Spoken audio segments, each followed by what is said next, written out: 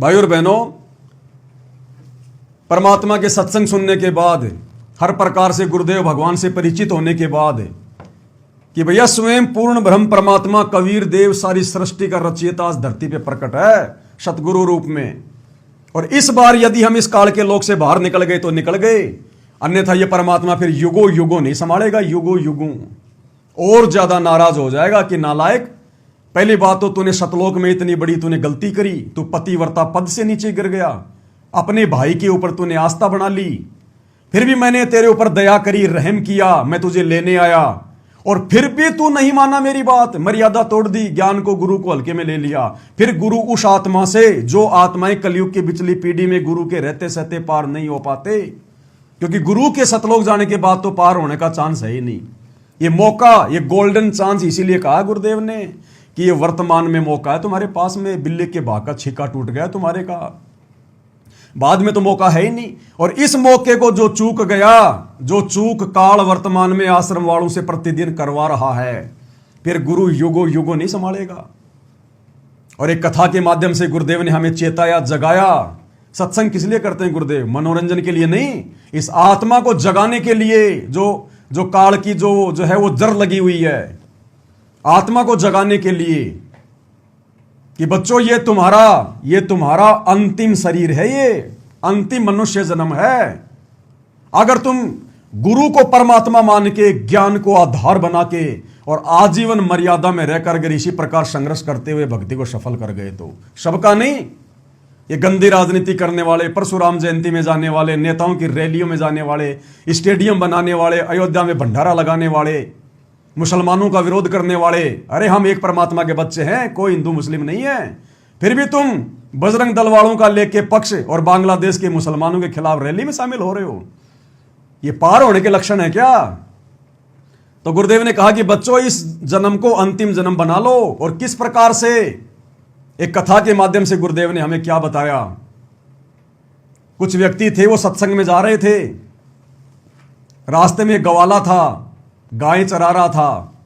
उसने कहा भैया धूप ज्यादा, 2 मिनट आ जाओ फिर चले जाना। वो बैठ गए। कहा कि कहां जा रहे हो? बोले सत्संग सुनने जा रहे हैं हमारे गुरुदेव का। तो बोला भैया देख मैं तो जा नहीं सकता, मेरे पास में तो बहुत सारी गाय भैंसे हैं, आप एक मेरी छोटी सी अर्जी है गुरुदेव से लगा देना। क्या? गुरुदेव से ये पूछना कि ऐसे ऐसे हमें रास्ते में वो गवाला मिला था और उसने ये जानना चाहा है कि मेरा मोक्ष कब होगा, मुझे और कितने जन्म लेने पड़ेंगे, मनुष्य जन्म लेने पड़ेंगे, बस ये पूछ के आ जाना। उन्होंने कहा भैया ठीक है, कोई बड़ी बात नहीं है। चले गए सत्संग में, सत्संग सुना। आते समय उनको याद आया उस गवाले की जो प्रार्थना है वो रखी गई।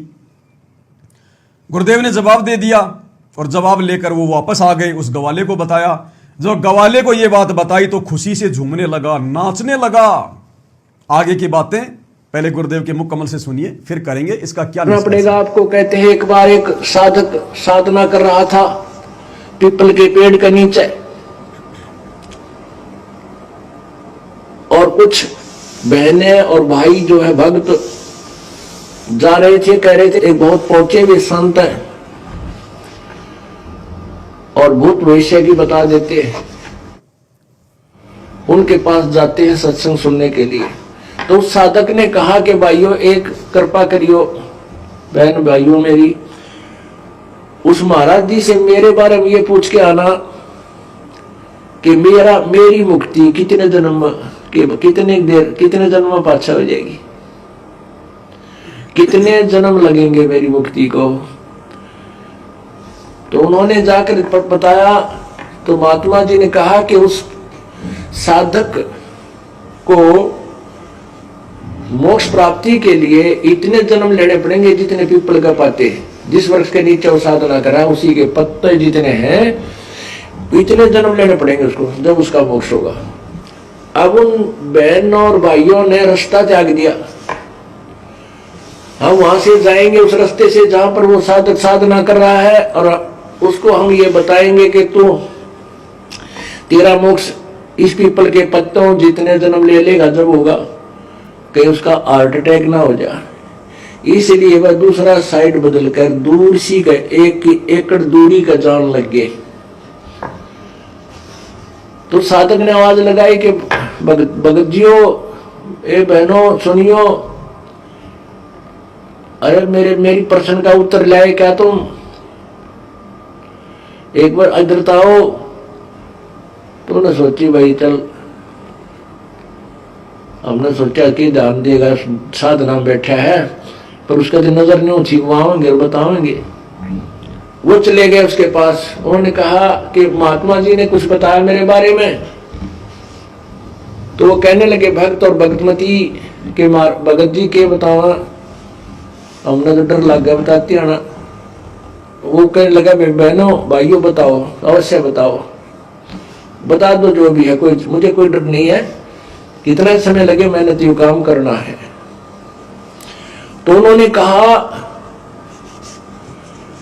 कि महाराज जी ने ये बताया है कि भाई जितने इस पीपल का पत्ते है ना, ये पीपल का जितने पत्ते हैं जिसके नीचे तो साधना कर रहा है, इतने जन्म लेने पड़ेंगे फिर तेरा मोक्ष होगा। तो वो तो डांस करने लग गया, भंगड़ा पा दिया, खुशी मनाई।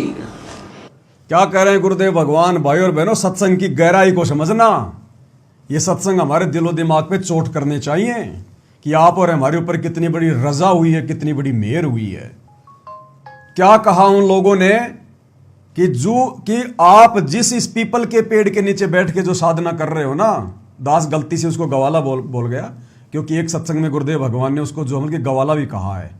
क्योंकि भाई और बहनों, ना जाने कितने युग बीत गए, कितनी घटनाएं घटित हो जाती हैं। किसी जन्म में वो रागीर होता है, किसी जन्म में वो गवाला होता है, किसी जन्म में वो तपस्या कर रहा होता है, तो उसी अनुसार फिर परमात्मा बोलते हैं। तो उन लोगों ने कहा कि जिस पेड़ के नीचे बैठ के तू भक्ति कर रहा ना, पीपल के पेड़ के जितने इसके पत्ते हैं, तुझे इतने जन्म और लेने पड़ेंगे, तब तेरा मोक्ष होगा। अब भाई और बहनों विचार करो, मोक्ष कौन सी योनि में होगा? मनुष्य योनि में, मनुष्य शरीर में, स्त्री या पुरुष का। और पीपल के पेड़ के कितने पत्ते? लाखों। और मोक्ष होगा जो मतलब कि मनुष्य शरीर में। और एक मनुष्य शरीर मिलता है 84 लाख योनियों भोगने के बाद। तो लाखों पीपल के पत्ते, लाखों बार वो 84 लाख योनियां भोगेगा, लाखों बार उसको मनुष्य जन्म मिलेंगे, फिर किसी मनुष्य जन्म में उसका मोक्ष होगा। और ये बात सुनकर, जिस बात को सुनाने से वो सत्संग भी जो मतलब कि डर रहे थे कि कहीं हमारे को मारना पीटना शुरू ना कर दे, दुखी ना हो जाए, भक्ति ना छोड़ दे, निराश ना हो जाए, इतने जन्म लूंगा, छोड़ क्या रखा भक्ति में। तो गुरुदेव ने बताया, ये बात सुनकर वो डरा नहीं, घबराया नहीं, वो तो डांस करने लग गया, खुशी में नाचने लग गया वो। और वो लोग बड़े आश्चर्य में पड़ गए, बोले भैया ये कोई जो मतलब की नाचने वाली बात थोड़ी है, तू डांस कर रहा है तो बड़े मतलब दुख की बात है, तेरे को कितने जानवरों के जीवन भोगने पड़ेंगे, कितना लंबा जीवन। उसने क्या कहा?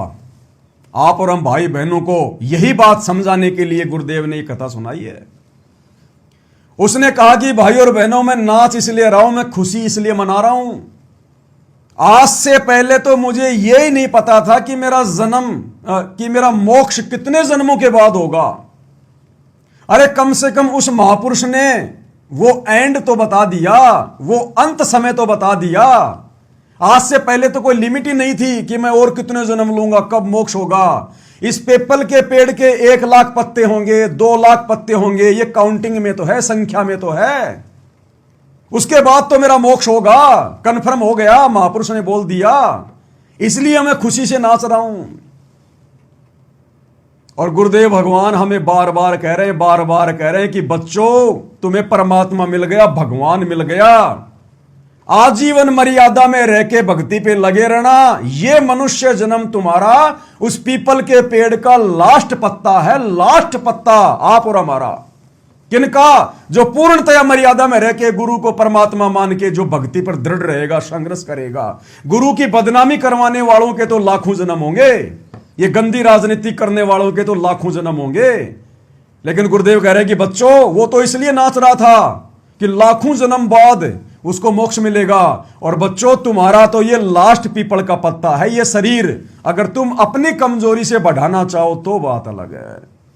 तो आप और हम तो भाई और बहनों बिल्कुल पीक टाइम पे आ गए, फाइनल। ब्रह्मा विष्णु महेश का भी नंबर नहीं, हम वो पदवियां भोग चुके, वो पद भोग चुके। 88,000 ऋषियों का भी समय नहीं आया, हम वो 88,000 ऋषियों के पद भोग चुके, देवता हम बन चुके, राजा महाराजा हम बन चुके। जिस प्रोसीजर से उन ब्रह्मा विष्णु महेश को अभी पार होना बाकी है, हम सारी प्रोसीजर पार करके आज अंतिम स्टेज पे आ गए, लास्ट। तो आप और हमें कितनी खुशी होनी चाहिए इस बात की। जब वो लाखों जन्मों बाद मोक्ष होगा, इस बात को सुन के भी नाच रहा था, खुशी से झूम रहा था, तो आप और हमने कितनी खुशी होनी चाहिए। आप और हम सत्सेवक भाई बहनों से बढ़कर दुनिया में कोई खुश नसीब नहीं है, जिन्होंने ज्ञान को समझ लिया, गुरु को समझ लिया। और गुरु हमें हर प्रकार के विषय विकारों से, बुराइयों से देखो कैसे दूर कर रहा है। कामी क्रोधी लालची इनसे भक्ति ना होए, भक्ति करे कोई शूरमा जात वर्ण कुल खोई। भग भोग्या भग उपजय, भग से बचा न कोई, जो कोई भग से बचे भगत कावे सोई। आग पराई अपनी हाथ दिए जल जाए, नारी पराई अपनी भोगे सब कुछ जाए। सबसे बड़ा रोग, सबसे बड़ा विकार, जिसके चलते काल को 21 ब्रह्मांड समेत यहां निकाला गया। और गुरुदेव युवा अवस्था में आप और हमारा वो रोग समाप्त कर रहे हैं। जिस विषय विकार से, काम वासना से ब्रह्मा विष्णु महेश विश्वामित्र मार्कंडे और दुर्वासा और वशिष्ठ जैसे नहीं बच पा रहे, गुरुदेव आप और हमें उन विकारों से निकाल रहे हैं। ये ऐसे ही नहीं हो रहा। आप और हम सत्सेवक भाई बहन जो इन विषय विकारों से दूर होते जा रहे हैं ना, तो सोचो गुरु जी की कितनी बड़ी मेहर आप और हमारे ऊपर है। गुरु जी का कितना बड़ा आशीर्वाद हमारे ऊपर निरंतर वर्षा की तरह बरस रहा है। गुरु जी हमसे कितने प्रसन्न हैं। जो लोग ये कहते हैं तुम गुरुद्रोही हो, तुम्हारी मर्यादा खंडित है, तुम कीड़े बनोगे, वो कर रहे कीड़े की योनि में जाने वाले काम। बूढ़े बूढ़े हो गए, अभी भी उनसे स्त्री मिलन नहीं छूट रहा, स्त्री भोग नहीं छूट रहा। आप और हमारे से परमात्मा युवा अवस्था में उस रोग से दूर कर रहे हैं। तो सोचो गुरु जी का छप्पर फाड़ आशीर्वाद किसके ऊपर है। क्या इस विषय विकारों के लोक में जहां ब्रह्मा विष्णु महेश नहीं बच पाए, क्या आप और हम इस गंदे लोक में उन विकारों से दूर हो सकते हैं? सोच भी नहीं सकते। और गुरु यदि हमें दूर कर रहा है तो सोचो गुरु की बिना विशेष इच्छा के, विशेष आशीर्वाद के, गुरु के मेहर के यह काम कभी हो सकता है क्या? गुरु ने रक्षा कवच बना रखा आप और हमारे चारों तरफ, रक्षा कवच। तब जाकर काल का दाव नहीं लग पा रहा इन विषय विकारों के लोक में जहां आग लगी हुई है। आदमी 1 मिनट में 3 बार विषय विकारों के बारे में सोचता है, जो भक्तिहीन प्राणी है। 1 मिनट में 3 बार सोचता है। गंदे गंदे विचार आते किसी लड़की के बारे में, किसी लड़के के बारे में, 1 मिनट में 3 बार। आप और हमारे तो पूरे दिन में मुश्किल से 1 या 2 बार आते होंगे, बड़ी मुश्किल से, कुछ एक क्षण के लिए। और वो भी परमात्मा धीरे धीरे समाप्त कर देगा। तो किसके आशीर्वाद से? क्या गुरु हमारे से दूर है? क्या गुरु हमसे नाराज है? क्या वास्तव में हम गुरुद्रोही हैं? इन विषय विकारों से, इन बुराइयों से दूर नहीं हो सकता गुरुद्रोही। आप और हम तो गुरु की विशेष प्यारी आत्मा, गुरुमुखी आत्माएं हैं। तत्व भेद एक न्यारा रे साधो भाई, तत्व भेद एक न्यारा, समझेगा कोई गुरुमुख प्यारा। आप और हमें परमात्मा ने देवताओं से ऊपर बना दिया। मानुष से देवता की और करत न लाई बार। हम पशुआ जन जीव थे, सतगुरु जात भिरंग, और मुर्दे से जिंदा किया, पलट न लाई देर। हम मुर्दों को परमेश्वर ने जिंदा कर दिया। अपनी शत भक्ति से हमारा अंदर का मेटेरियल चेंज कर दिया। गुरुदेव ने हमारा सॉफ्टवेयर चेंज कर दिया। हमारी आत्मा के मैल को हटा दिया। परमात्मा ने हमारे विचारों को चेंज कर दिया। इस महापुरुष के आशीर्वाद के बिना, सत्य पुरुष के आशीर्वाद के बिना, गुरुदेव भगवान की विशेष आशीर्वाद के बिना यह कार्य को शौपर में भी नहीं सोच सकता। जो देवी देवता इन विकारों से दूर नहीं है, और हम विषय विकारों के लोक की जो है वो जड़ में बैठकर हम दूर हो सकते हैं अगर गुरु का आशीर्वाद ना हो तो। वो गुरु के लड़के, गुरु की लड़कियां, गुरु का परिवार, ये बड़े बड़े कोऑर्डिनेटर, खोपड़ी में सफेद बाल आ गए, आज भी ये लोग स्त्री भोग से दूर नहीं है। और दुनिया भर के उल्टे कर्म कर रहे वो अलग हैं, राजनीति, लफंडरबाजी, ये सारी। तो गुरु का आशीर्वाद किस पे है? गुरु की मेहर किस पे बरस रही है? इसलिए भाई और बहनों, आप और हमारे से ज्यादा खुश नसीब, सत्सेवकों से ज्यादा खुश नसीब दुनिया में कोई दूसरा नहीं है। तो वो तो खाली इसी बात को लेकर नाचने लगा, झूमने लगा कि लाखों वर्ष बाद मेरा मोक्ष होगा। अरे हमारा तो इसी जन्म में होगा, 100% होगा, अगर इसी प्रकार से गुरु मर्यादा में रहे, गुरु वचन में रहे। विशेष संदेश में हमें गुरुदेव ने क्या बताया कि बच्चों बस इतना ही करना जितना तुम वर्तमान में कर रहे हो, इसी प्रकार से लगे रहो। गुरु को परमात्मा मान लिया, गीता अध्याय 3 श्लोक 13 के अनुसार भोग लगा रहे हैं। बाहर का खाना पीना छोड़ दिया, विषय विकारों से परमात्मा दूर कर रहे हैं। हम किसी को ठगते नहीं, झूठ नहीं बोलते, चोरी नहीं करते, जारी नहीं करते, राग द्वेष नहीं करते, अपना सीधा आते हैं सीधा जाते हैं, अपनी भक्ति करते हैं, फालतू का कोई आडंबर नहीं, कोई दिखावा नहीं, कोई पाखंड नहीं, कोई अभिमान नहीं, कोई घमंड नहीं। और क्या चाहिए फिर गुरु को मोक्ष के लिए? तो गुरु ने कितनी बड़ी रजा बख्शी हुई आप और हमारे ऊपर। तो गुरु तो आप और हमारे साथ है, आप और हमारे ऊपर गुरु छप्पर फाड़ प्रसन्न है। अरे बोलने को तो दुनिया हमारे गुरु को भी देशद्रोही बोल रही है, हम मान लेंगे क्या देशद्रोही है? तो उन मूर्खों के कहने से, आश्रम वालों के कहने से कि हम गुरुद्रोही हम मान लेंगे क्या? वो हमें सर्टिफिकेट देंगे क्या? कौन गुरु मुखी है, कौन गुरुद्रोही है? गुरु का ज्ञान इसका निर्णय करेगा। जो गुरु के वचन पे चल रहा है उससे पता चलेगा ये सब कुछ। तो क्या कहा गुरुदेव भगवान ने? भाई और बहनों, विचार करना इस बात पे। नाचर को धनु बोला जय हो जय हो। वो बोली रतन तो रोना चाहिए, तो बेबर बोली रतन तो रोना चाहिए था, तू आज खुशी मना रहा है। तो वो कहने लगा बहनों तुमने ना मेरा भाइयों इस झंझट का अंत तो आवेगा, कम से कम इतने पछा आ जाएगा। अब इसका नो तो हो गया कि इसका एंड होगा, इतने दिन ना मेरा जमन इसका एंड भी होगा कि ना होगा, मैं उठले ढूंढ था। तो पुण्यात्मा उसने जब इतना सब्र कर लिया तो तुम नहीं भी इतना भी करना पड़ेगा। इस जन्म में ना अगले में, अगले में ना अगले में पार हो जाओगे। अगर सच्चे लगन से अंतिम श्वास तक केवल एक ही साधना और इसी परमेश्वर में और इस दास में श्रद्धा रही, यदि बाद में तुम कि ऐसे नाड़ी और कर्महीन इंसान होते हैं, घर में थोड़ा सा सुख हो जाता है, गुरु जी को त्याग देते हैं, कहते भक्ति यही कर लेंगे, हम क्या फर्क पड़ा है? नहीं, परमात्मा कहते हैं कि मम संत मुझे जान मेरा ही स्वरूपम, मेरे संत को मेरा ही स्वरूप जानो। और उसके प्रति जो तुम्हारी प्रतिक्रिया है, अगर उससे तुम्हारा विक्षेप है तो मेरे से हो गया वो। अगर तुमने गुरुजी से किसी भी पॉइंट से विक्षेप कर लिया, किसी भी पॉइंट से आप उसे नाराज होकर दूर चले गए, तो मेरे से नाराज हो गए तुम। फिर यहां आ लिए तुम याद को बांट देखो। तो ऐसे हमने अपनी श्रद्धा बनानी है अंतिम श्वास तक उस परमात्मा की पाने की। अब भाई और बहनों, विचार करना सतगुरु के शब्दों पर। सतगुरु कोई भी शब्द निकालेगा ऐसे वैसे नहीं निकालेगा, एक गहरा अर्थ होता है। क्या कह रहे हैं गुरुदेव भगवान कि बच्चों अगर पूर्णतया मर्यादा में रहोगे तो इसी जन्म में तुम्हारा मोक्ष है, नहीं तो अगला जन्म, नहीं तो अगला जन्म। यानी एक दो जन्म। एक दो जन्म क्यों कहा गुरुदेव ने? क्योंकि अभी गुरुदेव भगवान रहेंगे। एक औसत जो आयु होती है एक इंसान की, वो भूमिका गुरुजी करेंगे। जब 650 साल पहले परमात्मा 120 साल रह के गए, आप और हमारे दादा गुरुजी 118-20 साल रह के गए, तो ये तो स्वयं पूर्ण परमात्मा है। हो सकता है 150 साल भी रह जाए, 200 साल भी रह जाए। तो गुरुदेव भगवान ने एक दो जन्मों की बात क्यों कही? क्योंकि मान लो वर्तमान में हमारी उम्र हो रही है 40 साल, किसी की 50, तो किसी की 60, तो किसी की 70, तो तुरंत उसका शरीर छूटेगा, दोबारा से उसको मनुष्य जन्म मिलेगा, तो फिर वो अपने गुरु की शरण में आ जाएगा, क्योंकि गुरु उस समय तक धरती पर रहेगा।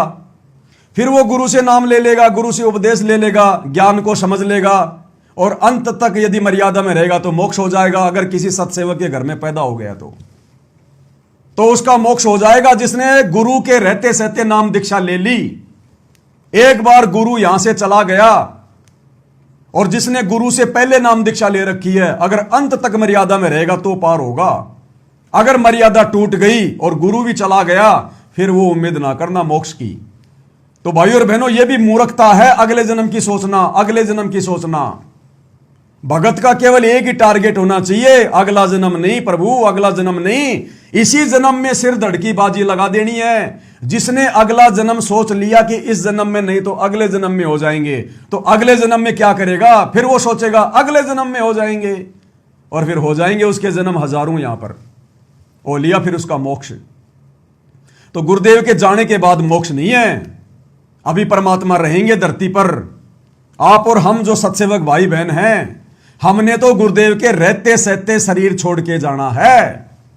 हमने ये नहीं सोचना कि, हमने केवल यही सोचना है कि परमात्मा आपके रहते सहते हमारी मृत्यु हो, हमारा शरीर छूटे। आपके रहते सहते परमात्मा हम यहां से निकलें। आप और हम भगत भाई बहनों का जिनकी उम्र 40-50 साल हो रही है, उनका केवल एक ही टारगेट होना चाहिए। इसलिए परमात्मा इतना जोर लगा रहे हैं और अपने दासों के माध्यम से लगवा रहे हैं कि किसी तरह से ये आत्मा का मन यहां से उखड़ जाए। तो गुरुजी ने 1-2 जन्मों की बात कही है, तो 1-2 जन्मों तक तो गुरुजी रहेंगे। तब तक तो जितनी भी आत्माएं गुरुदेव के धरती पर रहते सहते जन्म प्राप्त करेंगी, उनसे उपदेश ले लेंगी, और यदि आजीवन मर्यादा में रहेंगी गुरुजी के सतलोक जाने के बाद भी, तो ही पार हो पाएंगे, नहीं तो नहीं होंगे भाई। अरे जब लेने वाला आ रहा है और हम उस समय जाने को तैयार नहीं, तो जब लेने वाला वापस चला जाएगा फिर कौन जाएगा? कहां जाओगे? किस रास्ते जाओगे? बोलो वो तो गुरुजी सतलोक में बैठे बैठे भी ले लेंगे, फिर गुरुजी को नीचे आने की जरूरत क्या थी? सतलोक में बैठे बैठे ले लेते सबको। फिर क्यों गुरुजी आके जेल में बैठा, इतना यहां पे दुख भोग रहा है, कष्ट भोग रहा है हम नीचों के लिए? सतलोक में बैठा बैठा ही ले लेता गुरुजी, क्योंकि सतलोक में बैठा बैठा तो हमको यहां नीचे भेजा था 21 ब्रह्मांड सहित। फिर गुरु को आने की जरूरत क्या पड़ गई? क्योंकि गुरु आएगा, बताएगा, मेहनत करेगा, समझाएगा, आत्मा को जगाएगा, और जो आत्मा साथ चलने को तैयार हो जाएगी उसी को लेके जाएगा। बाकी भैया फिर काल का डमडमा भी तो चलाना है गुरुजी ने। अरे वर्तमान में जो पार नहीं होंगे, जो भक्ति करेंगे, इसी भक्ति से तो फिर ये 33 करोड़ देवी देवता बनेंगे, ब्रह्मा विष्णु महेश बनेंगे, 9 नाथ 84 सिद्ध बनेंगे, 12 करोड़ जो है वो ब्राह्मण बनेंगे। काल की व्यवस्था को यही भगत तो चलाएंगे जो गुरुजी के रहते सहते पार नहीं होंगे, क्योंकि भक्ति उनकी खूब हो जाएगी, पार हो नहीं पाएंगे। फिर काल का 21 ब्रह्मांड कौन चलाएगा? यही नालायक चलाएंगे। अब गुरु की इस बात को सत्य साबित करने के लिए गुरुदेव ने ही खुद अनेकों सत्संगों में जिक्र किया इन बातों का कि इस दास के जाने के बाद मोक्ष नहीं। बहुत सारे सत्संग तो दास आपको सुनाता ही है, जिसमें गुरुदेव ने कह दिया कि बच्चों इस दास के जाने के बाद यह भक्ति समाप्त हो जाएगी, और इस दास से पहले यह भक्ति नहीं थी, और वास्तव में नहीं थी। और गुरुदेव के जाने के बाद भक्ति समाप्त, यानी भक्ति तो चलेगी, हजारों साल चलेगी, ये मार्ग चलेगा, लेकिन मोक्ष का दरवाजा बंद हो जाएगा। और एक सत्संग में गुरुदेव ने कह दिया कि मेरे जाने के बाद में यहां पर मंदिर बनाएंगे, मेरे नाम की मंडी बनाएंगे, फिर क्या मिलेगा? यहां पर टट्टू मिलेगा। तो स्पष्ट हो गया ना कि गुरुजी के जाने के बाद मोक्ष नहीं है। क्या कहा गुरुदेव ने कि मेरे जाने के बाद यहां पर भिगन तार देंगे, यहां पर मंडी बनाएंगे, मेले लगेंगे मेरे नाम के, लेकिन मेरे जाने के बाद क्या मिलेगा? टट्टू मिलेगा। क्या जैसे डॉक्टर मर गया उसके बाद फिर क्या मिलेगा? इलाज होगा? नहीं होगा। इसका मतलब गुरुजी के रहते सहते मोक्ष है? फिर नहीं है। और एक सत्संग और सुना देते हैं आज आपको गुरुदेव भगवान का, जिसमें गुरुदेव ने स्पष्ट कर दिया कि इस दास के जाने के बाद में यह दुनिया मेरी झूठी महिमा करेगी। बताओ कितनी बड़ी बात कह दी गुरुदेव ने कि इस दास के जाने के बाद यह दुनिया फिर मेरी झूठी महिमा करेगी, फोकट की महिमा। इसका मतलब गुरुजी के सतलोक जाने के बाद में दुनिया खाली झूठी महिमा करेगी, फोकट महिमा चलेगी। गाए जाओ शब्द, गाए जाओ तीनों समय की आरती, मोक्ष नहीं होना फिर। इसलिए गुरुजी कह रहे मेरे जाने के बाद ये दुनिया मेरी झूठी महिमा करेगी, फोकट की महिमा, क्योंकि गुरु धरती पे है ही नहीं। महिमा किसकी कर रहा है तू? प्रश्न किसको करेगा तू? तेरे सामने है ही नहीं गुरु, टीचर सामने है ही नहीं, तुझे पढ़ाएगा कौन? पास कैसे होगा? तो गुरुदेव के सत्संग को ध्यान से सुनना भाई और बहनों, एक एक शब्द को। दास के जाने के बाद दुनिया याद करा करेगी और इतिहास बनाए जाएंगे, लेकिन उसमें लाभ क्या होगा? सुख की महिमा करने का। दास के जाने के बाद दुनिया याद करा करेगी और इतिहास बनाए जाएंगे, लेकिन उसमें लाभ क्या होगा? सुख की महिमा करने का। अब मौका है, आओ दास के पास, उपदेश लो। दास को परमात्मा ने आपके लिए भेज रखा हुआ, जड़ी दे रखी है। ये सदा नहीं रहा करती, ये सदा नहीं रहा करते, ये सदा ये सतमार्ग नहीं चला करते। तो क्या कह रहे हैं गुरुदेव कि दास के जाने के बाद, दास के जाने के बाद दुनिया याद करेगी, इतिहास बनाए जाएंगे कि ऐसे ऐसे महापुरुष आए थे, सतगुरु रामपाल जी इतना संघर्ष किया, उस जेल में रहे, उस जेल में रहे, ये किया वो किया। और गुरुदेव कह रहे हैं कि फिर बाद में सुख की महिमा करने से क्या फायदा? सुन लिया गुरुदेव के मुख से, एक बार फिर से सुन लो भाई और बहनों। अगर समझ में नहीं आई ये बात तो एक बार फिर से आपको सुना देते हैं गुरुदेव भगवान क्या कह रहे हैं कि बाद में सुख की महिमा करने से क्या फायदा। स्पष्ट कर दिया गुरुदेव ने कि मेरे जाने के बाद तो सुख की महिमा होगी, मोक्ष नहीं मिलेगा। क्या कह रहे हैं परमात्मा? दास के जाने के बाद दुनिया याद करा करेगी और इतिहास बनाए जाएंगे, लेकिन उसमें लाभ क्या होगा? सुखी महिमा करने का। दास के जाने के बाद दुनिया याद करा करेगी और इतिहास बनाए जाएंगे, लेकिन उसमें लाभ क्या होगा? सुखी महिमा करने का। अब मौका है। लेकिन उस समय फायदा क्या होगा सुखी महिमा करने का? जब गुरु यहां से चला जाएगा। इसका मतलब गुरु के जाने के बाद केवल सुखी महिमा चलेगी, मोक्ष नहीं होगा। अगर हजारों साल मोक्ष होना होता तो गुरु ये नहीं कहता कि मेरे जाने के बाद तो खाली मेरी सूखी महिमा होगी। सूखी महिमा क्यों होगी भाई? जब मोक्ष होगा तो फिर गीली महिमा होगी ना। तो संकेत समझ जाना भाई और बहनों गुरु का कि मौका है। अरे ड्राइवर सीट पे बैठा है, बस तैयार है और हम लोग नखरे कर रहे हैं, और ड्राइवर लेके बस चला गया, पीछे से तुम बैठे रहो वहां पे स्टैंड पे, मंजिल प्राप्त करोगे? तो सत्सेवक भाई बहनों, ये बातें आश्रम वाले नहीं समझेंगे। वो लोग वीडियो भी देख रहे हैं, वीडियो भी देखते हैं, लेकिन उनके मन में राग द्वेष भरा हुआ है, इसलिए वो लोग ये बातें अपने हृदय में नहीं समा पाएंगे, इन वचनों पे नहीं चल पाएंगे। उनके अंदर भक्ति का वो प्रेशर नहीं है जो गुरुदेव ने आप और हमारे अंदर बना रखा है, क्योंकि उनकी मर्यादा टूटी हुई है, उनके मटके में छेद है, वो कितने पानी डाल लो नीचे से निकलता रहेगा। आप और हमारे लिए गुरुदेव भगवान ये सारा यत्न और प्रयत्न करवा रहे हैं, ताकि हम सत्सेवकों की आत्मा जो धीरे धीरे ऊपर बढ़ रही है, एकदम से इस काल लोक से बिल्कुल अपनी मोह माया, अपनी ममता समाप्त कर ले।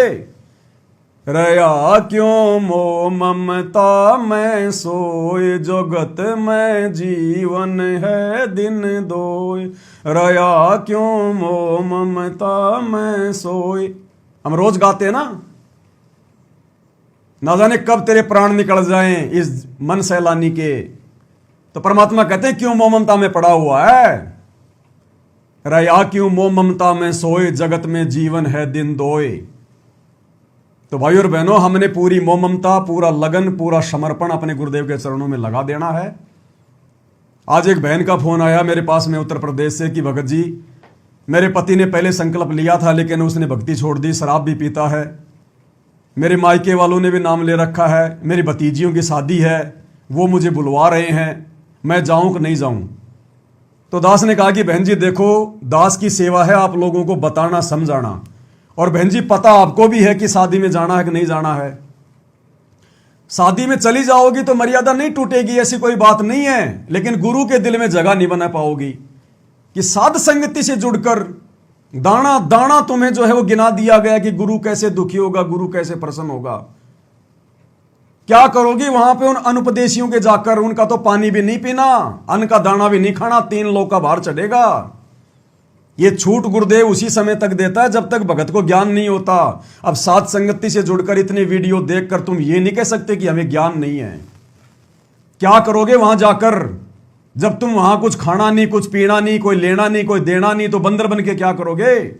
खुद की बेइज्जती करवाओगे, अपने गुरु की बेइज्जती करवाओगे कि देखो रामपाल की चेली बैठी है, पता नहीं क्या पाठ पढ़ा दिया, ना खाती ना पीती, ना तू वहां भजन कर पाएगी शोर शराबे में, और अपने गुरु को नाराज करेगी। वो उल्टा, इससे अच्छा अपने माँ बाप को नाराज कर दे।